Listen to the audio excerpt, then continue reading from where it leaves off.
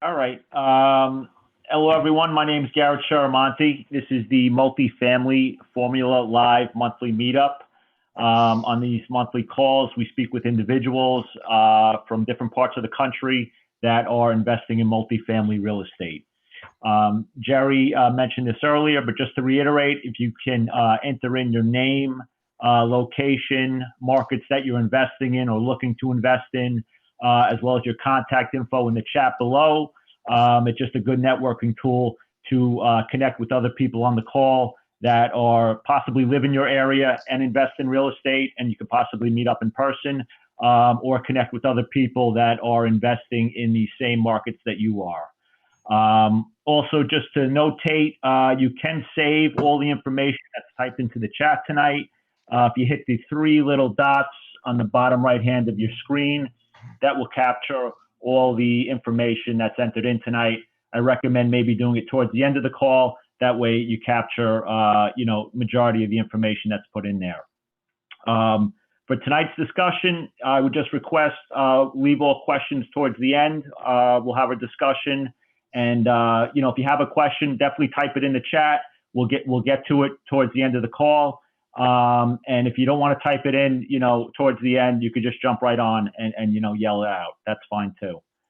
So without further ado, I'd like to introduce and give a brief background on our guest tonight, Charles Seaman. He's the Senior Acquisitions and Asset Manager at Three Oaks Management LLC. Three Oaks is based out of Charlotte, North Carolina, and they purchase multifamily apartment complexes across the Southeast U.S. region. Charles, native of Brooklyn, New York. We love that. I know we have some Brooklyn guys on the call tonight. Currently residing in Charlotte, North Carolina. His roles and responsibilities over at Three Oaks include initial analysis and underwriting of the potential deals, contract negotiation, capital raising, and asset management. So basically, Charles is handling these properties from A to Z. Prior to getting involved in multifamily, he worked for a New York City commercial investor. This particular individual also owned multiple businesses throughout the New York City area that Charles assisted with. So on the commercial investing side, Charles assisted with the acquisitions, the financing, managing, and leasing of these properties. And then in the other businesses that this particular individual owned, he ran the operations for a plumbing company, as well as managed several bars and restaurants. So the topic tonight being investing in multifamily while working a full-time job. I think we have a great speaker on tonight because Charles was working multiple full-time jobs, it looks like, while attempting to invest in real estate. So without further ado, Charles Seaman. Charles, happy to have you on the call tonight. Garrett, thanks for having me. It's a pleasure to be here. Yeah, no, we appreciate you taking the time to speak with us tonight. We're deep in the holiday season, so hopefully, everybody on here can take some of the insight that we speak about tonight and hopefully get some momentum going into the new year on their investing career, whether they're just starting out or, they're already investing, but, want to bring it to the next level. So we appreciate that. So I'd like to start maybe like from the beginning, Charles. Where'd you grow up? What kind of household did you grow up in? And what was your relationship with investing in money at that point in time? And kind of walk us through your work history up until the point of not necessarily your first exposure to multifamily real estate, but just real estate in general. Absolutely. So, for me, my story started in Brooklyn, New York, as Garrett said, born and raised there and lived there until about 2.5 years ago. And I lived in, always lived in an apartment, just my mother and I, single parent household. And my mother was, there was always food on the table and a roof over our heads and all the necessities were there, but there generally wasn't too much extra. And my mother was always, going to work, having a paycheck come in, which obviously, very respectable quality, but she never really had the vision or the foresight or the knowledge to say, okay, let me go out there and start doing something else with money. So accordingly, that was how I grew up. And that was what I always thought, I thought, okay, you have to go out there and get a job and earn income. And at 19 years old, that was the first time I was exposed to the concept of passive income. And it was actually through a network marketing business, which I wound up getting involved with. And I always say I didn't make as much money as I would have liked in that because I probably didn't listen as well as I should have. But I definitely learned a lot. And I have a lot of good business lessons and fundamentals that I still keep with me to this day, and things that have served me well. So, and the first thing you have to do is just really expose your mindset to it and be open to learning about different ways of making money. And then you have to figure out how can you take yourself from where you are in your present situation and then eventually transition yourself to that new place that you want to go. So that was the starting point. Initially, when I started working for the gentleman that Garrett had said, I really didn't know what I was going to be doing. And I was 20 years old, and I said, you know what, my venture into real estate didn't really start so much like most people's where I sorted out. I was young, dumb, and broke, and I needed a job, and that filled the role. And eventually, as I wound up going in there, the guy that I worked for owned several different businesses and commercial properties. And for me personally, I always gravitated naturally to the real estate side, and for a few reasons. So one thing I like about real estate, and this is still true to this day, is that it's probably the most predictable business on the face of the planet. So when you're forecasting income and expense projections for a traditional business, there's a lot of moving parts. And while you could have a forecast, it's rare that your forecast is really accurate because there's a lot of moving parts and there's a lot of variables and there's a lot of different minutiae that factors into it. But real estate and commercial real estate in particular gives you a lot of consistency. So while your forecasting won't be 100% accurate, it'll certainly be pretty close. And that's one of the things I always liked about it because it's tried and true through thousands of years. And it's something that, anybody could replicate if they have the right mindset. And then what was kind of like your first, shot at taking, a stab at the real estate yourself when you were working for that individual? Was it afterwards? So initially, when I first started there, I was 20 years old. And my initial thought was that I would probably stay there 2 to 3 years, get myself on solid footing financially, and then go out and do my own thing. But sometimes as life happens, things change. I started getting more responsibility. I started making more money. And then somewhere along the way, I probably became complacent and forgot what I initially set out to do. So fast forward, now we're in 2014. I've been there 9 years and I started dabbling into single family. So I knew that I liked commercial real estate, but I also knew that for me personally, I didn't have the budget to go out there and fund it. So I said, okay, let me start single family. I went dabbling into that at the wholesaling. And I realized two things after checking that out for a few months. One, I don't really like single family. And two, I didn't have the skill set for it. Not that I couldn't have developed it, but I already had a skill set for commercial real estate. So that's what I really wanted to be in. And then fast forward another year, 2016, that was the first time I learned about syndication. And then from that point, I started moving forward with that direction because I knew that was the right path for me because it would allow me to be in the deals that I want to be in, to use the skill set I already had, and to use other people's money to get it funded. So, maybe we can touch on that topic of complacency, because I think a lot of people that are working full-time jobs do come to a point in their careers where they have those onset feelings. The irony is too, complacency usually comes, directly after a success. Right. You work hard, you build yourself up, and, you get to a certain level, and, those feelings of complacency start to settle in. And I think the longer they settle, the worse it gets, or the harder it is to get out of it. And as you mentioned, you were working your job, climbing the ladder, responsibilities were increasing. I'm sure the pay was increasing, and I'm sure there was a certain level of importance that people looked at you, and you had a certain level of clout in the organization.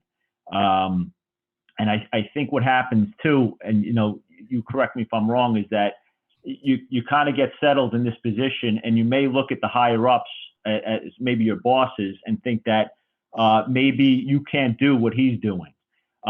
You own your position, you're great at your position, but it's your position, and you can't be the owner that's buying these buildings. And did you ever have those feelings throughout your work history with this individual? It's funny you mention it that way, because that's almost kind of to the T. And I think you're right. You gain more responsibility, you start making more money. And even more than that, I think it's the cloud, in the sense of maybe the sense of self-importance you start to feel, because you think, okay, I'm in a good position, but you don't stop to think, could I be in a better position? And you start thinking, okay, well, for me, I was from a single parent household. My mother never really had extra money. So, okay, making a low six-figure salary, having some cloud, I said, okay, this isn't so bad. I can live on this. I said, this isn't a bad deal. I can go out here. I can stay here for a bit.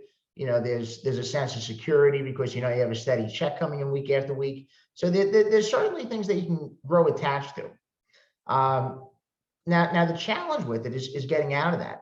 And as you said, like I would look at it, and the guy that I worked for, he started as a middle-class guy himself. So he was, even now, as successful as he is, he's very much a blue-collar guy. He's not a guy who has a lot of polish on him, but he's probably worth more than most Fortune 500 CEOs. And, he's done that really through grit and determination and a lot of smarts and hard work. So he's been able to, amass a nice real estate portfolio and some different businesses that bring him a lot of cash flow on a regular basis. So I would think to myself, okay, like a lot of times I would go to meetup events like this, and I would start, probably in 2014 and 15 was when I probably started going to meetup events. And in 2015, I hired a mentor when I was working in single family and wholesaling. And one of the things he told me is, because he encouraged me to go to meetups, but he said, you need to have a purpose. Because I used to just go to these events, and I would go, I'd meet people, but I'm going to guess, like most people here, I never followed up with anybody or anything. So I'd go to the events. I'd probably go to a few events each month. But when I hired the mentor and he asked me that question, I started thinking about it. I said, well, what is my purpose here? I mean, I just go, I shake hands, I smile, I laugh, I meet a few people, and then I never really do anything with anybody. So you need to start having a more defined purpose just to make better use of your own time. So, like, one of the things I'd always recommend, so as Jerry said when he was encouraging people to put their information in the chat box, so I always tell people at meetup events, the most important thing you do isn't what happens at the event, it's what you do in the next 48 hours after the event. Because if there's people here giving you their information, those are all people you should be following up with, because they could be potential partners, they could be private lenders, they could be any number of things. It may just be an introductory conversation that you have, and it doesn't really go anywhere more than that, but at least you explored that idea and you didn't leave that stone unturned. So start being more purposeful and start setting an actual reason for you doing the things that you do. Probably 2016 or 17, when I was at a meetup, that's about when things started to resonate, because somebody had made a comment to me and they said, you give such good advice, because I would go to these events regularly, and I had good experience working for a guy who was very successful running different businesses. I just didn't have success running my own businesses. And I thought about it when he told me that, and I said, I'm glad to hear that. It's good to hear other people are making money off my advice. I said, why aren't I? and that's when I started thinking about it. I said, maybe I could do this. And I said, maybe I can go out there and kind of transition things and go down the path I originally intended, which was eventually to run my own business and to chart my own path. So at that point, I was in my early 30s. And, as Garrett said, it's always tougher when you have more income, when you have more responsibility, because you feel there's more to lose. When you're younger and you're starting out and you have nothing, well, what do I have to lose? I can go find another $20,000 job somewhere. So you don't have the same level of, okay, let me think twice about it. But yeah, go ahead, Gary. You had a question? No, I was going to say, so, you realized you had to get out there. You started networking more and trying to connect with people that were in the industry. And, I know for myself, I go through this, and I'm sure a lot of people on the call do, all working full-time jobs, and you want to go out there and now you want to invest and learn about real estate. So you still have to maintain your W-2 job, your position up here, And now you got to go out and learn something new, start Right. from the bottom and build that up. So now it's almost like double the amount of work that you have to put in to get something out of this real estate investing. Yep. And, networking is definitely one of those key concepts. Maybe you can kind of, walk us through what your process, in addition to the networking, walk us through your process from, when you decided that, okay, I want to get involved in syndication, buying multifamily real estate, to actually all the way through the timeline of actually obtaining your first deal. What steps did you take? How did you set yourself up throughout the day? Because you didn't just quit your W-2 job and pursue full time. So, what were some of the tactics that you used to kind of get yourself to that level of obtaining your first deal? Sure. So let me first start by saying, before I get into the actual tactics, two particular skills that you'll need to really master. One is going to be time management, and the second is discipline. So time management is very important for this, because if you're working a full-time job, and especially if you have a family on top of that, at least for me, I just had a full-time job, but if you have a family too, then that's another obligation. So you have to really plan your time and use it well, because if you don't, it's easy to let the day get away from you. And it's easy to say, okay, I worked 8 or 10 or however many hours you work today, and you go home and now you want to sit on the couch and watch TV because you don't want to go out and do something else on top of that. And then the second thing is discipline, because regardless whether it's real estate, stocks, anything you want to be successful with, even if it's athletics, whatever it is, you have to have discipline. And that's often what separates those who are good from those who are great. That one quality more than anything else. Now, in terms of the actual tactics, so the first thing you need to do is decide what the strategy you want to take is. So for me, it was syndication. And for anybody who doesn't know, syndication is using resources from different people. So in this case, I used the skill and the expertise that I had and other people's money to go out there and buy larger properties than I could take down myself. So we're using multiple, different resources from different people to do that. So for me, that was the right strategy. Now, for somebody else in here, it might be buying and holding. Maybe you like single family, and that you can absolutely get wealthy off single family. You can get wealthy off duplexes, you can get wealthy off quads. Whatever it is, you need to just pick a strategy and stick with it. So first thing is picking a strategy. Second thing is educating yourself and learning all the fine points of that strategy. So every strategy is going to be a little bit different. So if you're buying single family, if you're wholesaling, if you're looking for fourplexes that are JV deals, if you're looking for syndication, if you're looking for short-term rentals, they're all going to have different details. There are some things that are similar. Yes, real estate is real estate, but every strategy is going to have different details, and where the money's made is in those details. So first one is pick a strategy. Second one, educate yourself and get to a level where you're at least competent. You don't have to be proficient necessarily at the beginning. You'll eventually develop that, but you want to develop competency. So then the next step is, after you have a basic level of education, you want to start putting together the pieces that you need to be successful. So for instance, with me in the syndication space, one of the things that you need is a team. So you need partners, you need investors, you need key principals, unless you have a net worth and liquidity that's going to allow you to sign on the loan yourself. So you need different players on your team. So what you want to start doing is organizing your team. Now, if you're doing single family and maybe you have a couple of bucks saved, then you may not need a team. It's still good to have agents and wholesalers that are bringing you deals, but there may be less of a need for a team. So whatever strategy you pick, start figuring out what pieces of the puzzle you need and then put those pieces together. So for me specifically, it was a team and relationships. So like Miguel has a question in the chat box, so just to kind of touch on that. So, and he's asking, what skill did I have that made me more qualified for commercial versus single family?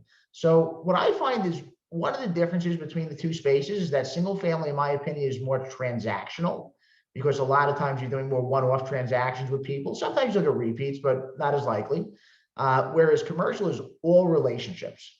So one thing I've always been good at is, to me, I'm better at building a relationship over time and then going back to that relationship over and over and over again, as opposed to going out and building 100 new relationships. So that's something that's always worked well for me. So I said, okay, what do I need to do? So I need to go out there and find deals. I need to go out there and find money. And depending on what you're doing and how big of a business you're looking to grow, you may be able to do those things yourself. In the syndication space, generally, you're probably not going to be able to, because they'll both become very time consuming. So the key is you need to figure out what you're good at and what you excel with. So for me, I realize I'm better at finding deals than I am at finding money. My partner, who does our investor relations stuff, he's a more natural salesman than I am. So he's our investor relations guy because he's just a better fit for that. With me, I'm good at talking to brokers. I'm good at negotiating deals. I'm good at looking at them and figuring out kind of where they need to be to make sense, and then structuring things. So that's more my side of it. So figure out what you're good at, what your existing skill set's going to play well to, and then take those pieces to break them down into small increments and figure out what your next steps are. And then start taking action, most important part. So go for it, Garrett. So the taking action part, so you're good at finding deals. So you do have a partner that's raising money. So maybe you can kind of, so what was the process of your day, basically? Sure. Did you find your partners? You found them through the process as you were kind of trying to find deals, or did you happen to find them, after your first deal? So how was your day kind of set up, and how did those partners come along? And, was it all through networking, or, you mentioned you had a mentor as well. Maybe you can touch on some of those topics. Yeah. So good question. So with the partners, I knew that I needed partners initially, but I probably didn't have a good idea of how to find them or exactly who I should partner with. So initially I decided that, I had a friend I was going to do it with, but I realized after a few months that wasn't going to be a good fit because we just had different priorities and different work ethics. Which to me, actually, I would say is one of the biggest things when choosing partners. And you want somebody who has a similar work ethic and similar vision to what you do, because if not, then you'll eventually grow apart. So the partners that I'm with now, I actually met at a training event. I went to one of the many guru training events in 2017, and we had met at an event, and we connected, we had lunch, and then I saw them the following month at a different event. So I threw the idea out there and I said, listen, maybe we should partner. When I was working a full-time job, with any given week, I typically worked 60 to 90 hours a week. So it was typical for me to not get home before 11 o'clock at night most nights. And what I started realizing quickly as I got into this business was that, okay, there's certain things that I have to prioritize because nobody wants to speak to me at 11 o'clock at night. So what I realized is when I was at my job, I normally didn't take a lunch break. It was just kind of how our company culture was. You just kind of work through and keep going. And as I started getting into this in 2017 and really picking up traction with it, I realized, okay, I have to make time. And, maybe it wasn't a full half hour, never an hour, but, sometimes it was 10 minutes, sometimes it was 15 minutes, sometimes it was a half hour, whatever I can get. I would get out of the office for a little bit in the afternoon. And what I would do is I would use my time wisely by scheduling calls in advance. The last thing you want to do is call people up and have them not be available. So the way to mitigate that is by scheduling an appointment in advance. So that way they're expecting your call, you have an appointment, and that way there's a much higher probability of them picking up and you guys connecting. So I would use that time to speak to whoever I needed to, be it brokers, lawyers, potential partners, whoever I needed to. Most times it wound up being brokers, but I knew that any calls I needed to make, they had to be made during that time, because by the point I got home from work, I missed that window of opportunity. So at nighttime when I got home, if I had to underwrite a deal, if I had to do market research, things like that, I knew I could do even if it was 2 a.m. I mean, I may not want to, but I knew that, okay, it's not affecting anybody because it's just me. So what you want to do is after you figure out the task that you need to make you successful with whatever your desired strategy is, you need to start consciously planning out when you're going to do those tasks and treat it with the same level of responsibility that you would treat your full-time job with, because if you don't, then you don't have a business, you have a hobby.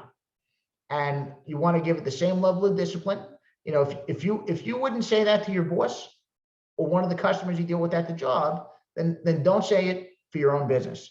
Make sure that you have the same level of discipline, the same level of accountability, and that you don't take no for an answer.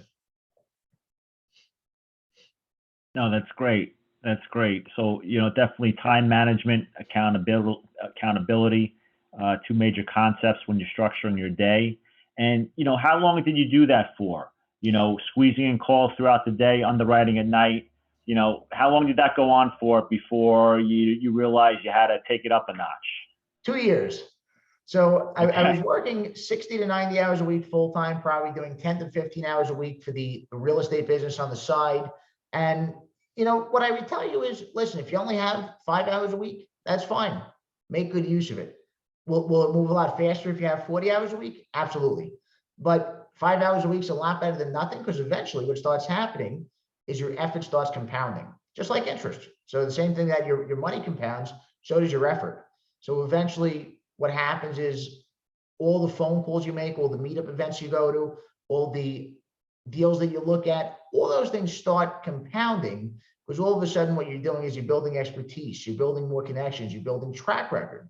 And especially in real estate, track record is very important. In syndication, it's really the only thing that matters. But even if you're looking at smaller stuff, if you're looking at single family and duplexes, people want people that they believe could actually close a deal. So they don't want to get a reputation for just giving anybody a deal and then they can't close, because then that makes them look bad.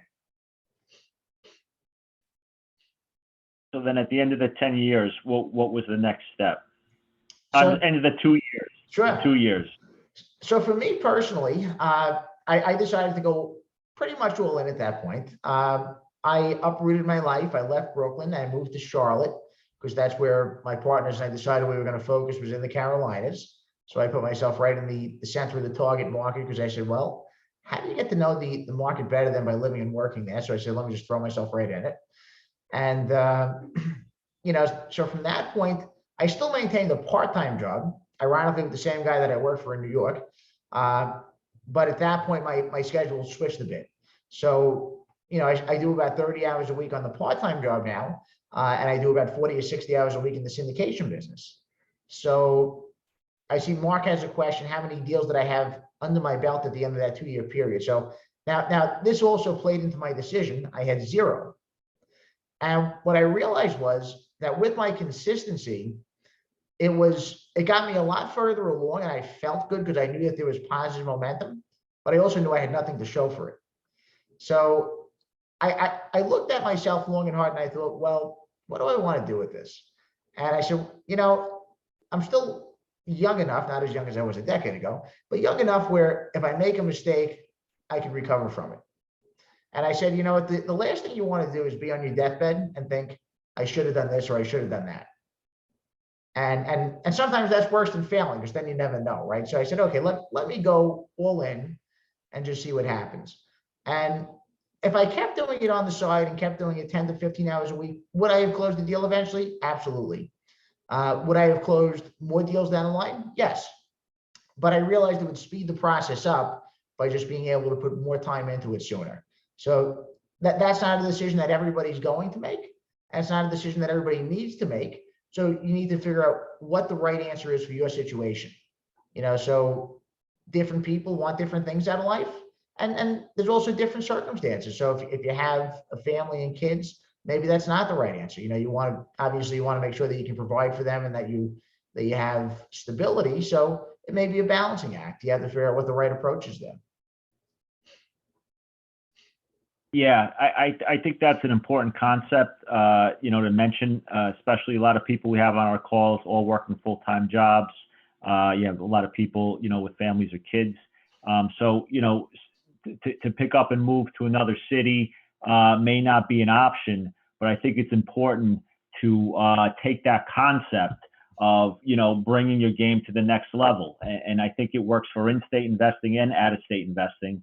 And, a simple example is, if you're calling, one broker a week, or 2 brokers a week, and you're making some progress, but it's not going anywhere, you have to be aware that you got to take it to the next level. Maybe you have to call 5 brokers a week.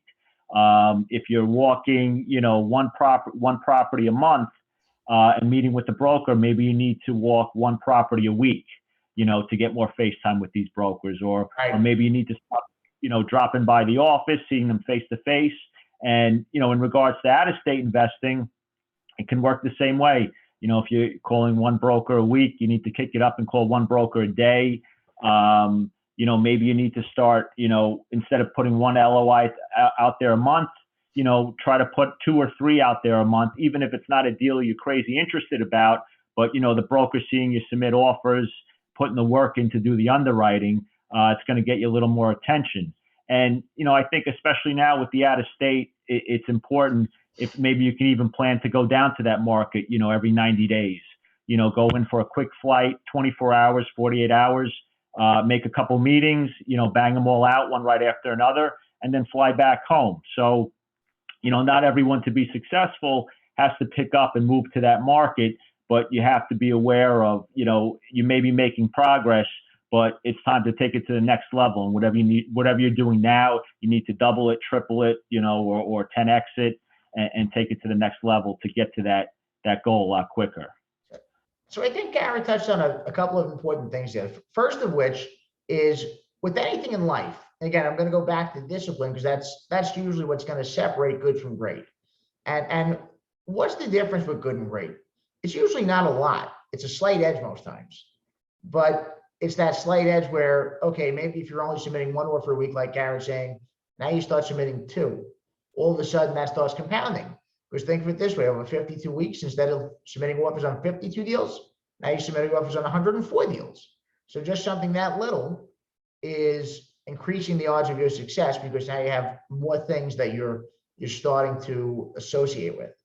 And what I would say specifically for syndication and for larger multifamily, I think 2 important things he touched on. So one is submitting offers even on deals that you may not necessarily be interested in, and or that you may not be competitive on. Let me rephrase that. Maybe you're interested, but just not competitive. So it's important to let brokers see your name. So for me, one thing I'm always very cognizant of, I try to submit offers on most of the deals that I look at. If it's something that I'm like totally far off, I'll say, okay, let's stay away from that. But if it's something that I can be in the right ballpark, and when I say in the right ballpark, that might be 10% off, then submit the offer. So the goal is to submit an offer where it's high enough to be respectable, but low enough not to be picked if you don't want it. And that way it just gives you that increased visibility. So like there were 2 brokers that I went to a football game with about a week and a half ago. And when we were there, we were joking around because we were in the best and final round for a 292 unit deal, which we didn't get. But they said, that they would consider us respectable competitors at this point. Granted, we were up against a group that owned 22,000 units, so we may not have been that respectable yet. But, they said a year and a half ago, we wouldn't have considered you that. So what changed? Not much. I'm still the same person now I was a year and a half ago. It was just consistency. They've seen a lot of offers come in. They've seen us go to a lot of property tours. They've seen us communicate on a regular basis. So one thing that a lot of people fail at and that you can get an easy edge on is just being responsive and being communicative. And that's a mistake a lot of people make, whether it's single family or multifamily. If you pick the phone up and you're easy to get in touch with, and that doesn't mean you're going to answer the phone every time. We all have other things going on, but it means that, okay, even if you miss the call, get back in a reasonable period of time. You give people the respect that you want to be treated with. So if you start doing that, you'll see that one thing alone will make a big difference. So some key concepts that we have here: time management, holding yourself accountable throughout the day, consistency, having a plan of action and sticking to it day in and day out. Another concept I wanted to touch on, and you spoke about it briefly, is networking. As far as how to structure your networking again while working and build that network up on the real estate investing side. And, something interesting I wanted to point out, because you work for an older investor, you said, more of a blue collar guy. I myself work for older investors, and I saw how they treated networking. I'll use this analogy that I've heard a couple times. Their network was an inch wide, but a mile deep. They had deep relationships with guys, small, tight-knit circle, whether it be capital raisers or brokers that they had relationships with 10, 20, 30, 40 years. And this was built up from when they were buying real estate, driving around with paper maps, faxing over contracts with no cell phones. You had to call from a payphone. And they became very successful in doing that. And, they weren't out talking to 1,000 people. It may have been, 25 to 50 people, but they became very successful at what they did. And in today's environment, with the internet, and I think it's a little bit generational, the younger generation, and I'm kind of in the middle. You have Facebook, you have LinkedIn, you have Instagram, and to use the analogy again, instead of an inch wide and a mile deep, their network is a mile wide, but maybe an inch deep. They may have 3,000 people on their accounts that they can reach out to for capital or different contacts in that market, but really don't have much relationship so much, or don't really know these people that well. You may have had one or two chat conversations online. So I'm just kind of wondering, how do you structure your networking to fit best for you in the time that you have throughout the day? Is it a little bit of both? Do you have to do both to be successful today? So kind of what's worked for you over the years? So I think it depends on your strategy.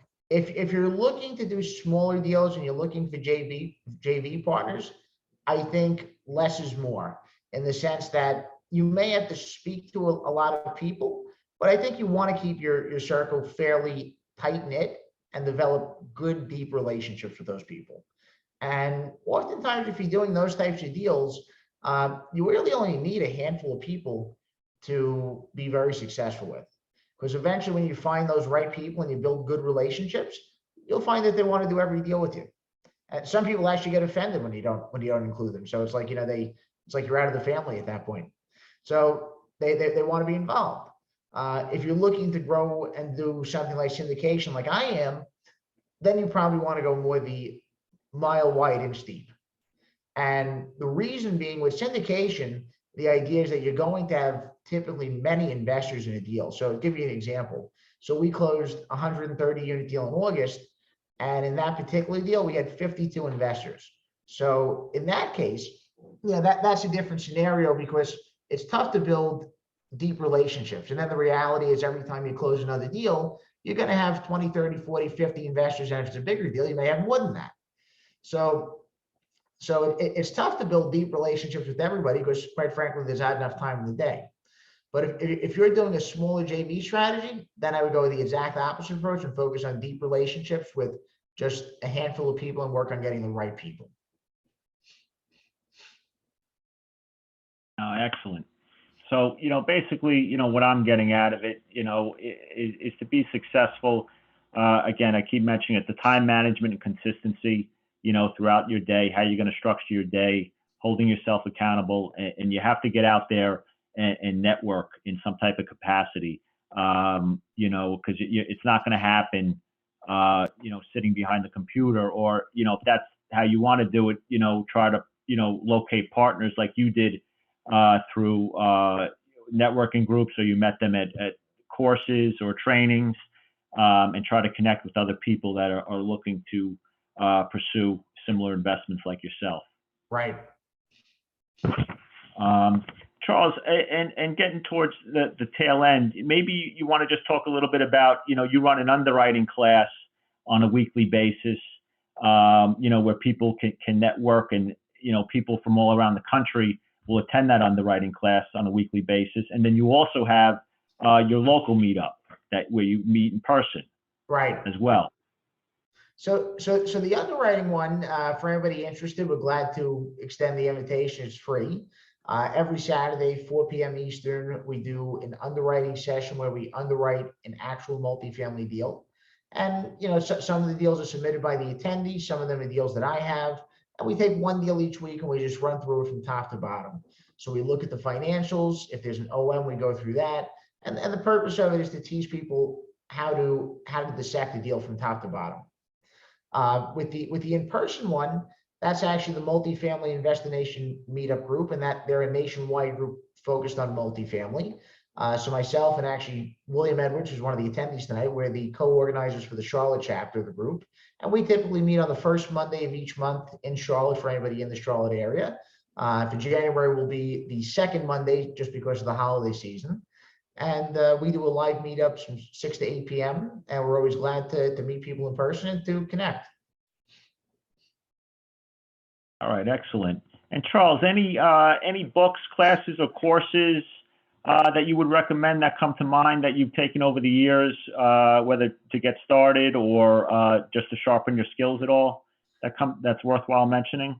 Sure. So you know what? I'm going to go back to my network marketing days. And I'm going to give you my favorite book of all time, which is actually not a real estate book, but it's How to Win Friends and Influence People by Dale Carnegie. And the reason to me that book's always resonated with me is because it has a lot of common sense principles in it. But the reality is common sense isn't so common anymore, as they often say. And one of the things that the book really hits home with is that it's how you treat people. And the impact you have on them will ultimately come back to help or hurt you depending on what you do. So if you build good relationships, those people can come back to benefit you down the line. If you build bad relationships, conversely, so, and that's with anything. It's with getting a job. It's with doing a real estate deal. It's with anything in life. Good relationships will take you a long way. So that would be my number one book recommendation.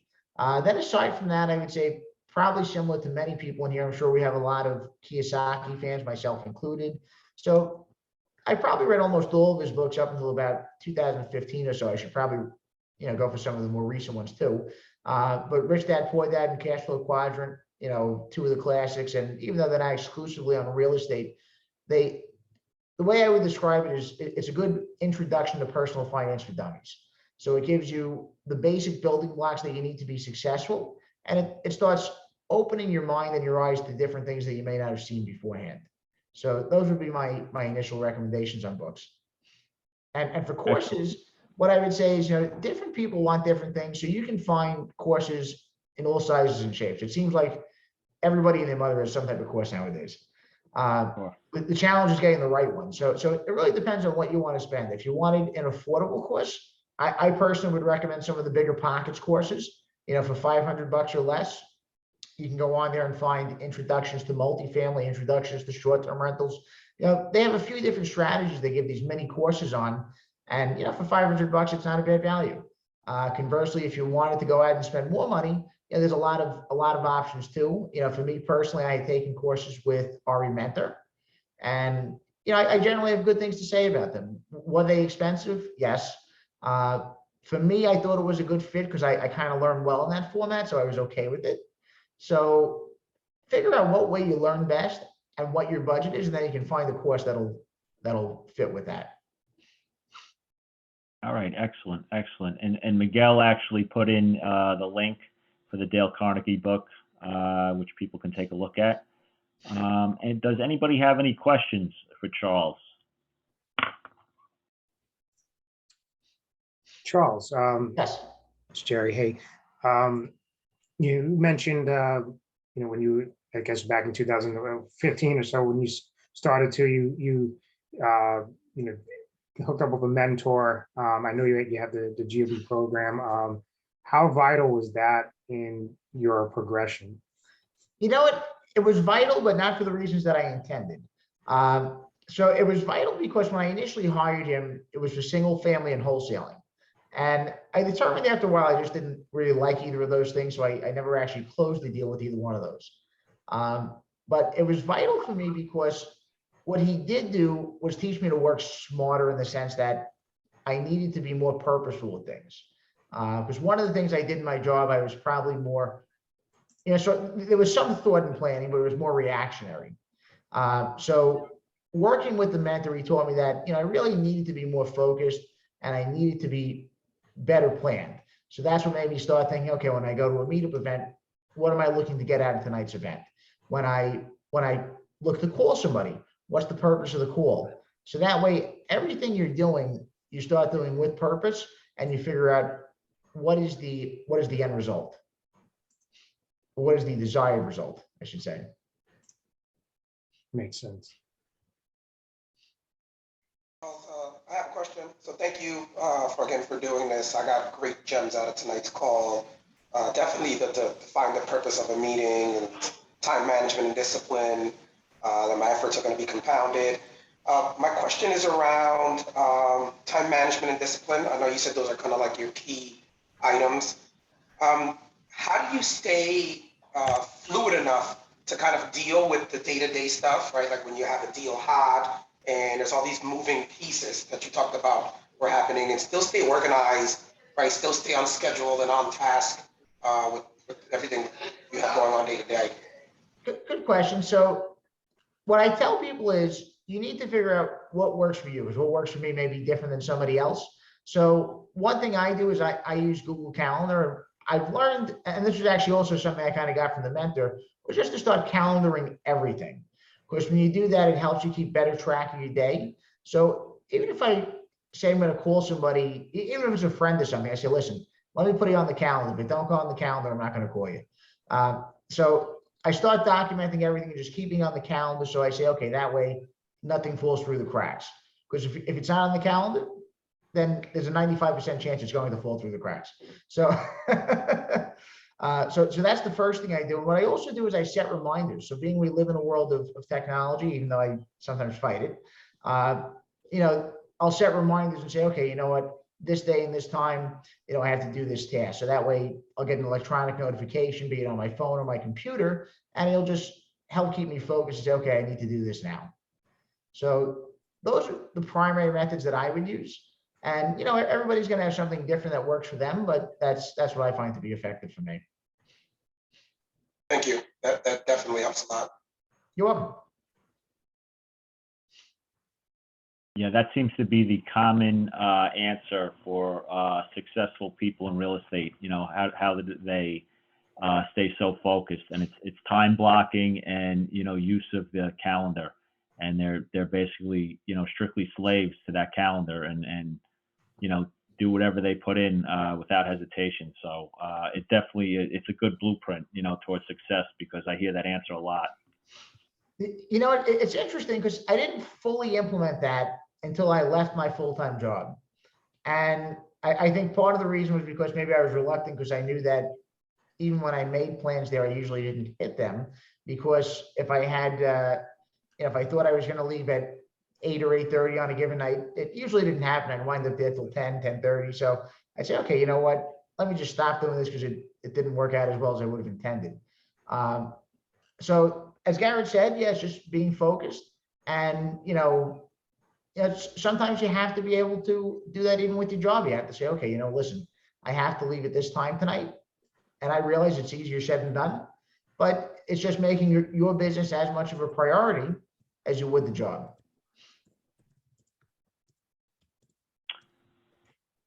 And then we have a question from Mark. Where can people find out more about Three Oaks Management? Sure. So what I'll do is I'll put my information in the chat box, and you can go right to the website. That'll probably be the best spot on there. So we recently rebranded as Investor Boardroom, so you'll see that. Looks like there's somebody raising their hand, James. Yes. Hey, guys. Hey, Charles, how you doing? Hey, James, how are you? I'm good, my friend. I don't know if I ever asked you, I should say, in our, many times we've spoken. Have you ever incorporated your W-2 with real estate? For example, if you have any potential investors that you work with on your W-2, and how, if so, how would you, introduce what you're doing on the side or in your real estate world? So for me personally, I didn't. And in retrospect, it was probably a mistake, because my thought was only to use the people I knew for my W-2 for that. But, when you think about it, most times you have a lot of good history with those people. So it makes sense to start probably utilizing them for different things. Now, what I would tell you is the people that you know from that path of life, they're not going to see you as a real estate investor or a money manager. So it's going to take some time for them to start seeing you in a different light. And what you'll need to do is, one, make them aware of what you're doing. And then two, you'll need to keep them informed, because what happens, especially with syndication, but, probably even on the JV side a little bit, I find that with syndication, a lot of people tell you, especially when you're first starting out, yes, I want to invest with you. But a lot of times they do it because they just feel bad to tell you no. And for whatever reason, a lot of people feel bad and they don't want to tell you no. So because of that, they'll tell you, yes, I'll invest with you because it's just the easier route to go. But the thing is, they don't really have faith in you. And then they're going to say, I'm not giving this guy $50,000 because they don't know you in that light. So what you have to do is introduce it and then just give them something consistent to show them the progress and the growth that you're making. So even if you don't have a deal yet, one of the things you can do is just say, look, we're looking at this deal. We submitted offers on this and this deal. We didn't get either of them, but we came close. So that way you're kind of whetting the appetite and you keep it moving in the right direction. And then at that point, you're able to eventually have those people warmed up by the time you land something. And there's a good chance they may not invest with you the first time around, but at least it warms them up, even if it's for a future deal, so you can start getting them to see you in that light. Yeah, I could say for myself, just in my day job, I work for real estate investors, but they are not involved in multifamily or any syndication. They're on the single family side. And for a long period of time, I would even say years, I never mentioned that I was really interested in the multifamily side. One, just because I didn't want them to think that I was, doing something off the side and looking to leave.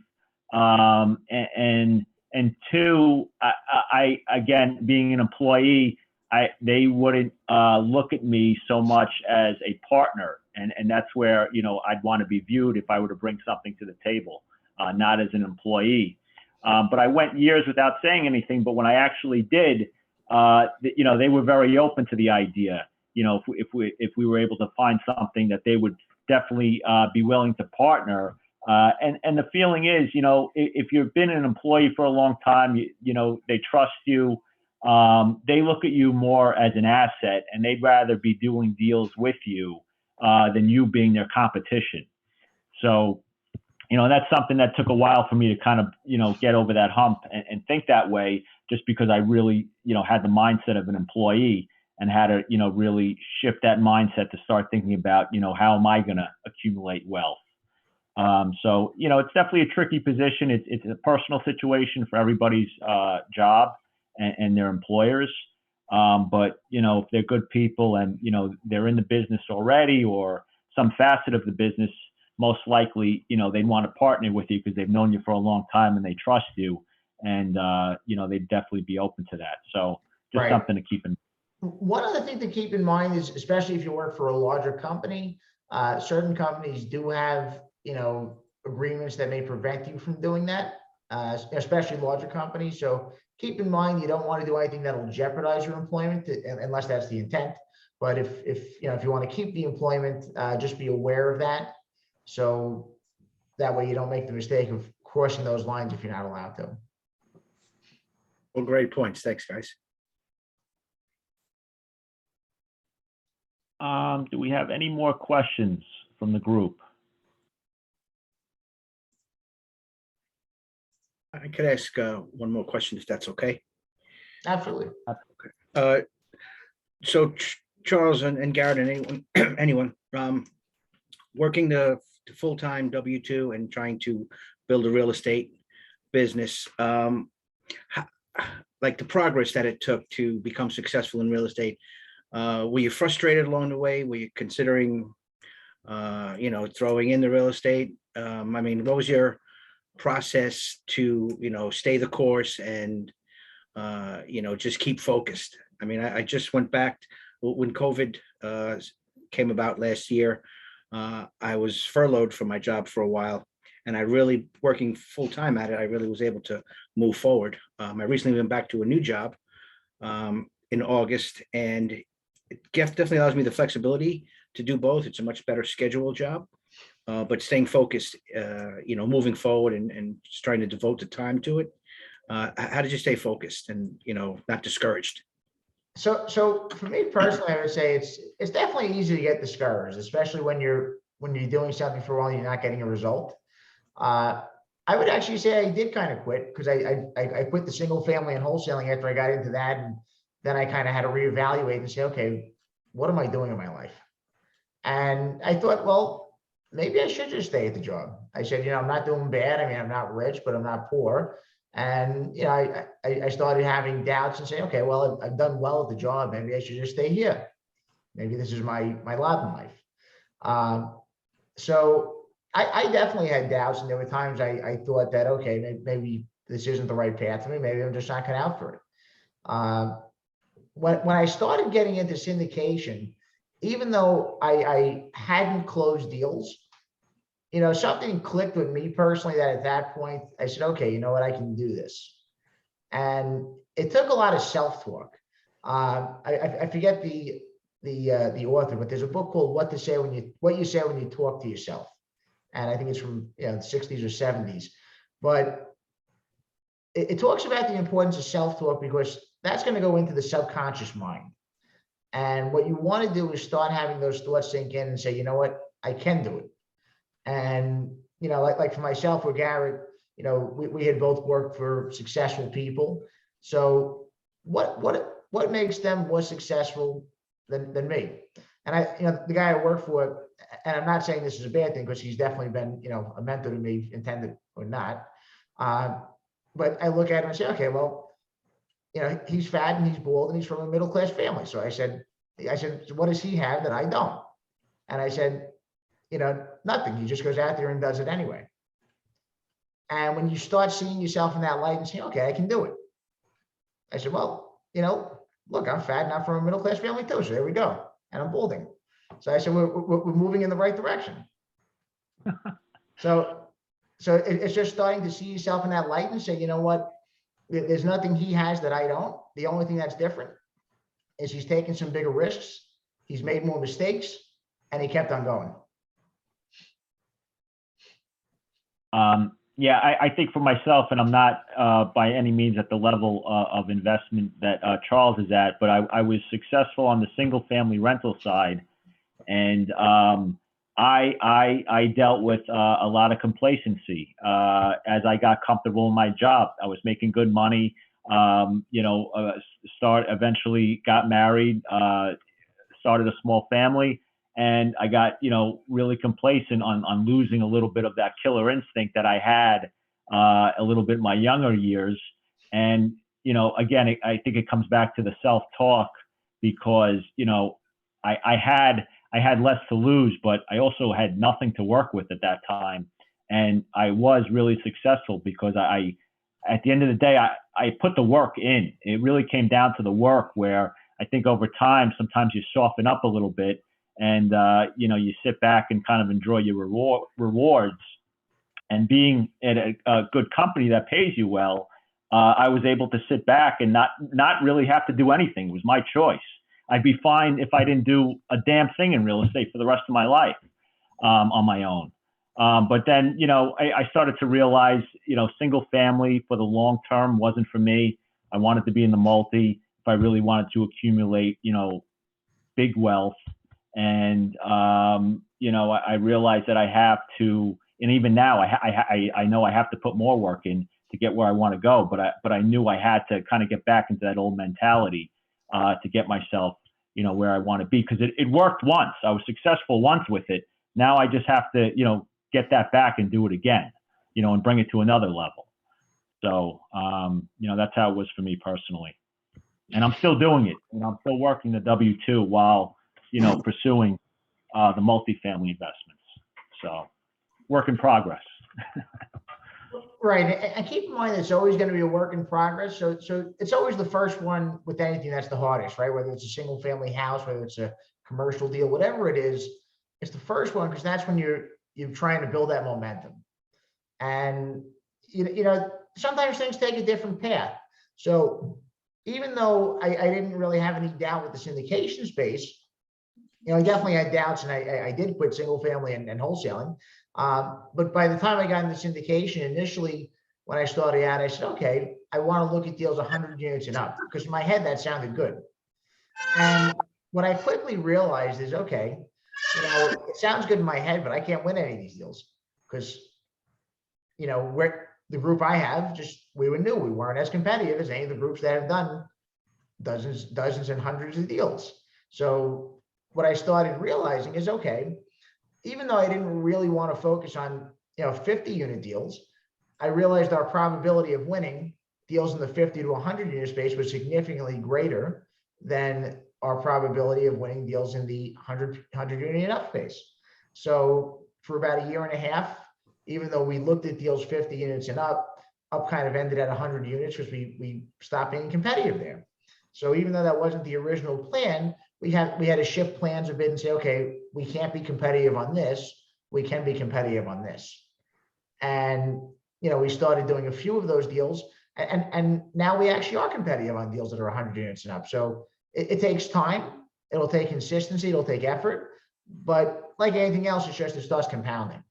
So eventually, if you do enough 50 and 60 and 70 unit deals, you'll be seen as somebody who might be able to do a 100 unit deal. Yeah, absolutely. And I think what Charles was saying with the 50 unit deals is definitely try to focus on one asset class and size range.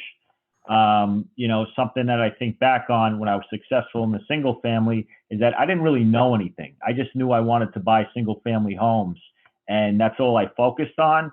So that's where all my energy went. And then, once you start getting a little older and you see all different types of investments out there, multifamily, self-storage, you could do different, different apartment complex, 0 to 50, 50 to 100, you start seeing all that out there and you kind of lose the focus because, it's the shiny object syndrome. It all looks good, when you have more knowledge. So you're thinking that you can do it all, but in reality, it doesn't really work. And you kind of have to narrow in and definitely put that time and energy into focusing that one asset class and size. So.